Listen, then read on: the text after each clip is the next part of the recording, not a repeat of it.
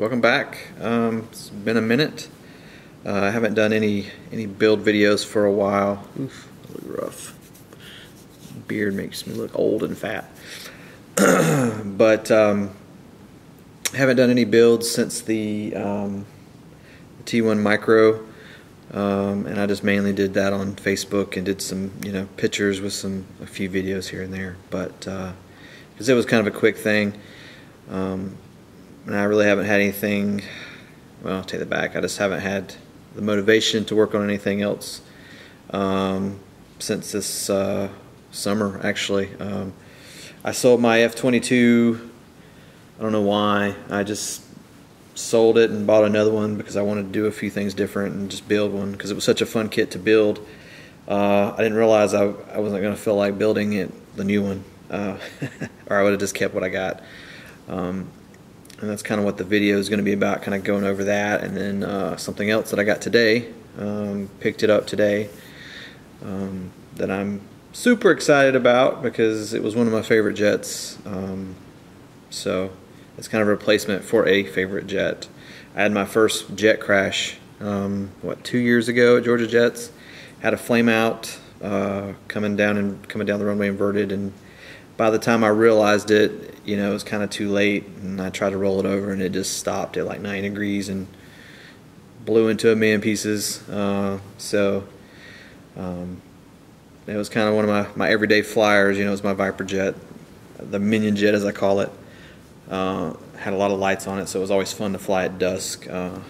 But anyways, anyway, back to this. So what I was going to do, show you the F-22 in my, you gotta excuse me, nighttime. These LED high bay lights are really bright because these are not the ones for the shop side, but for the trailer side.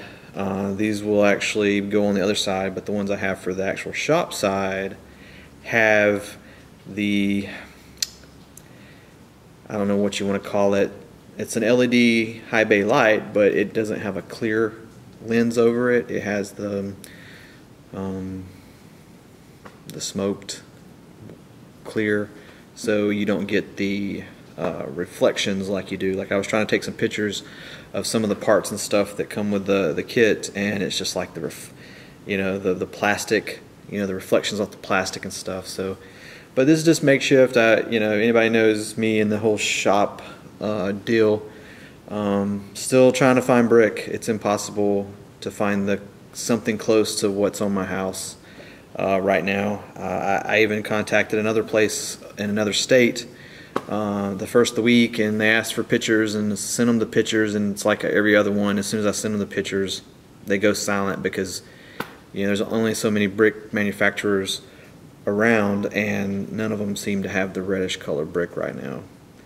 So I can't really do anything to the inside of the shop because everything's got to be re-inspected, so I can't go covering up lag bolts and things like that and until the building's actually done. So what I've done is just hung up some LED, some of the lights, and put out some tables, so that way I can get some stuff built, because right now I only got the Micro and the Tomcat to fly when the flying season kicks off. So I got to get to building. Plus I'm starting to get a little motivated, now that I got something set up, and it's kind of in shambles right now just because of the jet that I got today and pulling it out of the boxes and everything. I had it all nice and organized in here. But so anyways, back to it.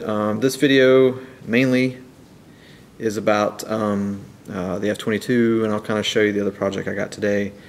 So I'll kind of go over the F-22, the experience so far, and I'll do the same thing with the Skymaster jet that I got too.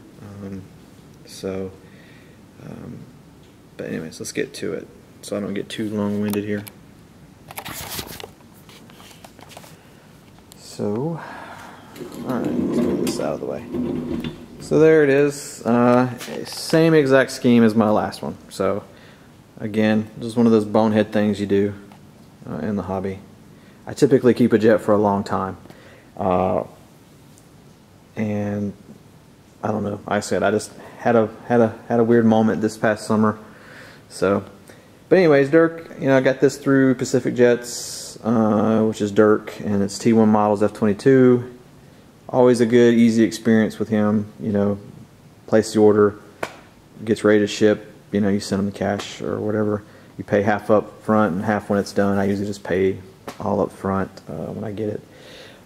This one showed up undamaged, just like the other one. They do a really good job on their packaging, probably the best of anybody I've seen. A couple little hiccups on this one, like I had the wrong equipment tray, and I was missing the wires that you run in there to open up the top hatch. That was really the only things I was missing, which it's not normal for them. And you know, with these, I always kind of do the good, the bad, and the ugly on everything I build, and do like little mini reviews on, just so people know and everything. So I'll start with the bad.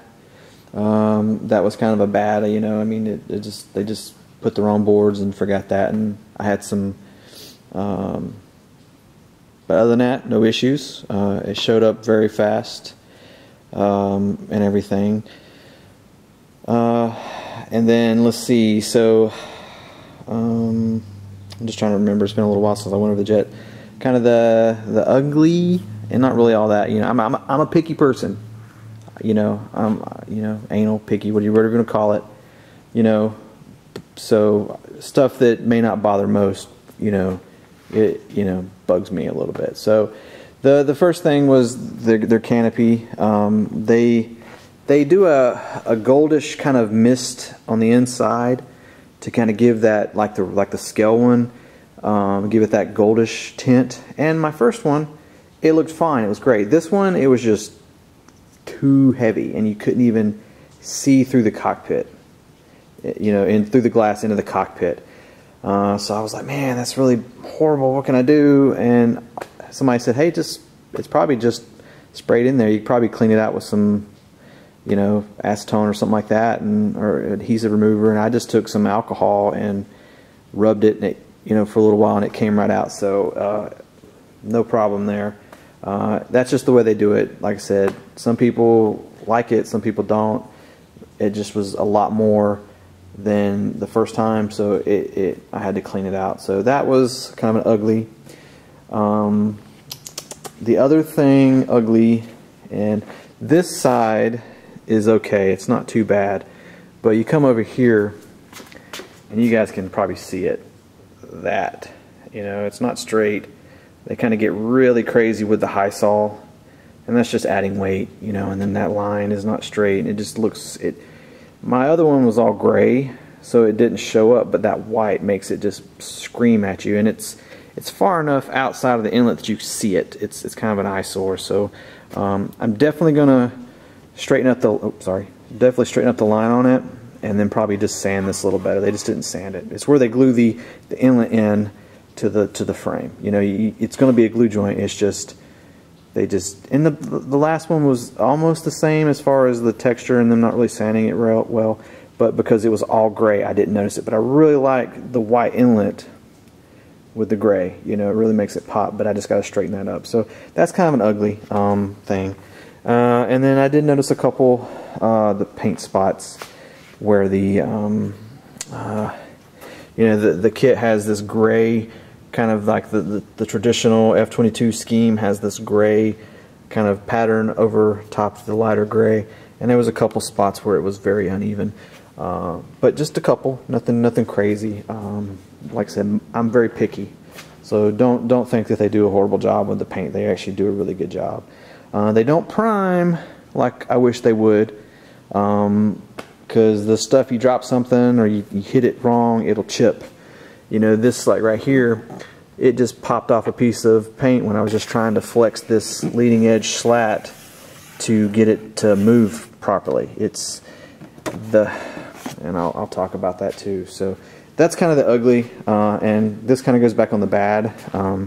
This hinge is, you know, it's like, I guess you call it a live hinge or whatever. I don't know what they really call it, but you know, it's supposed to have the Kevlar hinge in there, and it just moves on one side. Well, this one, I don't know if they just didn't score it or they put too much, but it is stiff. And instead of, you know, the leading edge pivoting along the joint, it bends the whole area. like this whole area right here flexes. So, and you kind of see it there. Instead of it kind of puts this to it instead of just doing the pivot. So I think I might run like something down through the top side and score it and work some of that resin, a little bit to kind of get it to move. It's just really stiff, and it just takes a lot of effort, and I don't want it to crack. It's supposed to give and supposed to be a hinge, but they just put too much resin, I guess, on that Kevlar hinge or whatever. And this one's kind of the same way, a little bit better on this one than that one. So I'm hoping I can get that freed up. So it may not be a big deal. And I was a little worried about this. It's like the line, it's like it was tearing a little bit. So I think it's because there's no actual Kevlar material here. So I'll keep an eye on that, make sure it doesn't go in anymore or tear. But other than that, that's kind of the good and the bad and ugly. In this, they glossed black this. It's normally like a flat black, no big deal, easy fix. And that's it. Does have a little bit of overspray on the landing gear decals and stuff, but they sent me some more decals, and they're just stick-on, so that's an easy fix. They changed. Ooh, I'm getting long-winded here. They changed this lens material. Like the one I had was more like a greenish color, like you see on a traditional. This is more of a yellowish color, so I don't know what it's going to look like when you turn the light on. So hopefully that turns out looks good instead of being a yellow versus a kind of like the greenish color you see on like a formation light. We call them slime lights, but they're formation lights. Low vis formation lights, kind of a thing. But that's kind of the good and the bad, or bad and ugly. I hate to start out with that, but I wanted to get those out of the way. I mean, it's small stuff. Oh, and I don't know if this is the thing, how they all come now. This is the tail section. And mine had a hatch here, which you can see that this one has. And mine had a hatch that you just put little screws on to hold it. Well, this one, they tried to make it where it was just something that you could, open and close. It has essentially a hinge here made out of fiberglass and then some magnets, and it holds it shut. Well, the problem with that is with that hinge that they put in there, I don't know if you can see it. Let's see if you can see it here. I probably can lift it up. You can just actually probably just see it, what I'm talking about. You can kind of see it there. Yeah, you can see it. They cut that piece of, it looks like a G10, like a real thin G10 material. Now that I look at it, it's not actually a fiberglass that they put resin on. It's just a G10 material, and it's too stiff. Like you can't even open that door more than like a ½ an inch. And you kind of need to open that to get in there, and that's where you kind of put the screws in on the top part of your motor mount to hold it in, because the bottom goes into a channel. The top gets screwed against that top rail to hold it in place. So that'll have to be trimmed.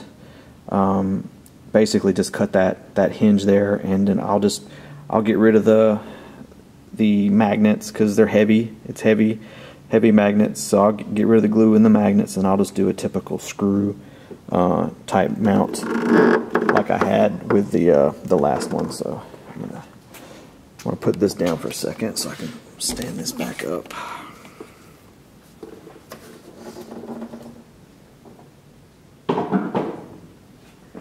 But other than that, it's like I said, those are the bads and uglies. The rest, good. I mean, good quality. They come with a very complete package, hardware package.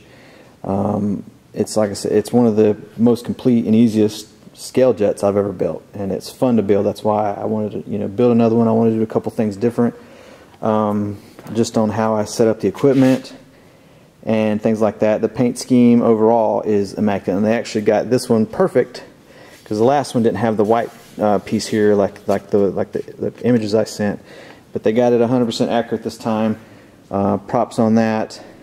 So I'm excited about that. So, man, 15 minutes already. Okay, but So that's what we got, and I'm gonna stop this video and quickly start another one just so it's not as hard to upload. But so this is the T-1 F-22.